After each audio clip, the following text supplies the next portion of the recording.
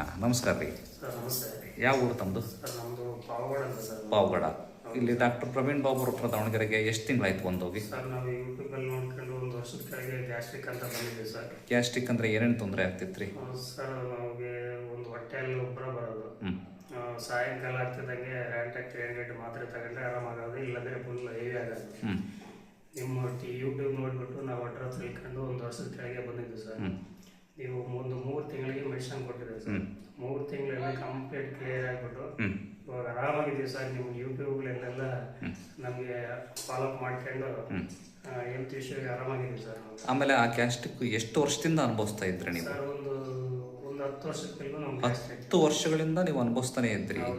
10 ವರ್ಷಗಳಿಂದ ಬೇರೆ ಬೇರೆ ಮಾತ್ರೆಗಳು ತಿಂತಾನೆ ಇದ್ರಿ. ರ್ಯಾಂಟಾಗಿ 300 ಬಳಸಲೇಬೇಕಾಯ್ತು ಸರ್. ಈಗ ನೀವು ನಮ್ಮ ಮೆಡಿಸಿನ್ ತಗೊಂಡ್ಮೇಲೆ ಏನೂ ತಗೊಂಡೇ ಇಲ್ಲ? ಏನಿಲ್ಲ ಸರ್, ಒಂದು ಹಾಸ್ಪಿಟ್ಲಿಗೆ ಹೋಗಿಲ್ಲ ನಾವು. ಎಲ್ಲ ಊಟ ಮಾಡ್ತಾ ಇದ್ದೀರಿ? ಎಲ್ಲ ಊಟ ಮಾಡ್ತಾ ಇದ್ದೀವಿ.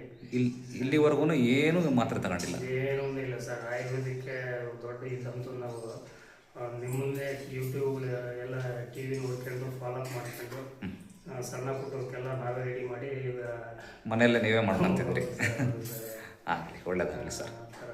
ನಿಮ್ಮ ಆಶೀರ್ವಾದ ಸರ್. ಏನಿಲ್ಲ, ದೇವರ ಆಶೀರ್ವಾದ. ಒಟ್ಟು ಖುಷಿ ಇದೆಯಲ್ಲ ಸರ್? ನಿಮ್ಮ ಯೂಟ್ಯೂಬ್ ಇದಕ್ಕೆ ಬಂದು ಕೆಲವು ನಮಗೆ ಒಂದು ಹಾಸ್ಪಿಟ್ಲಿಗೆ ಹೋಗಿಲ್ಲ ಸರ್.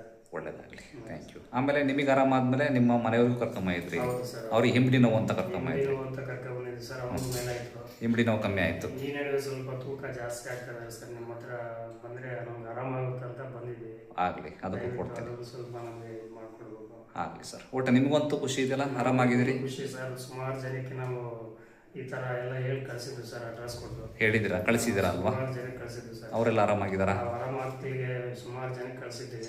ಅವ್ರಿಗೂ ಆರಾಮಾಗಿದೆ. ಒಳ್ಳೆ ಎಲ್ಲ ಚೆನ್ನಾಗಿದೆ ಸರ್. ನಿಜ ಹೇಳ್ತಿದ್ದೀರಲ್ಲ? ನಿಜ ಸರ್. ಡಾಕ್ಟರ್ ಲಂಚ ಕೊಟ್ಟು ಹೇಳಿಸ್ತದ್ರ? ಇಲ್ಲ ಸರ್, ಆ ಥರ ಏನಿಲ್ಲ ಸರ್. ನಾವು ಆಯುರ್ವೇದಿಕ್ ಫುಲ್ ನಂಬಿಟ್ಟಿದ್ದೀವಿ ಸರ್. ಒಳ್ಳೇದಾಗಲಿ, ಆಗಲಿ sir. Okay, sir, thank you very much.